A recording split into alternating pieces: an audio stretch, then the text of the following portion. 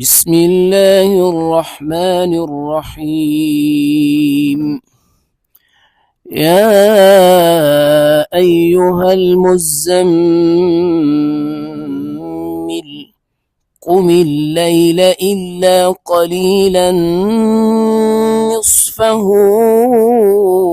أو انقص منه قليلا أو زد عليه ورتل القرآن ترتيلا إنا سنلقي عليك قولا ثقيلا إن ناشئة الليل هي أشد وطئا وأقوم قيلا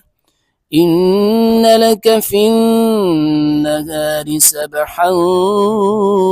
طويلا واذكر اسم ربك وتبتل إليه تبتيلا رب المشرق والمغرب لا إله إلا هو فاتخذه وكيلا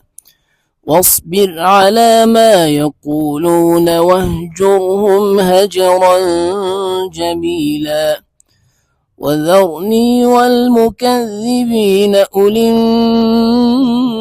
النعمة ومهلهم قليلا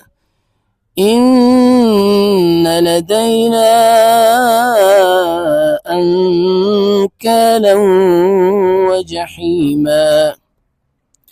وطعاما ذا غصة وعذابا أليما يوم ترجف الأرض والجبال وكانت الجبال كثيبا مهيلا إنا أرسلنا إليكم رسولا شاهدا عليكم كما أرسلنا إلى فرعون رسولا فعصى فرعون الرسول فأخذناه أخذا وبيلا فكيف تتقون إن كفرتم يوما يجعل الولدان شيبا السماء منفطر به كان وعده مفعولا إن هذه تذكرة فمن شاء اتخذ إلى ربه سبيلا إن ربك يعلم أنك تقوم أدنى من ثلثي الليل ونصفه وثلثه وطائفة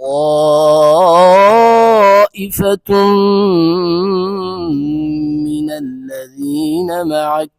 والله يقدر الليل والنهار علم أن لن تحصوا فتاب عليكم فاقرؤوا ما تيسر من القرآن علم أن سيكون منكم مرضى وآخرون يضربون في الأرض يبتغون من فضل الله وآخرون يقاتلون في سبيل الله فاقرؤوا ما تيسر منه وأقيموا الصلاة وآتوا الزكاة وأقرضوا الله قرضا حسنا وما تقدموا لأنفسكم من خير تجدوه عند الله هو خيرا وأعظم أجرا واستغفروا الله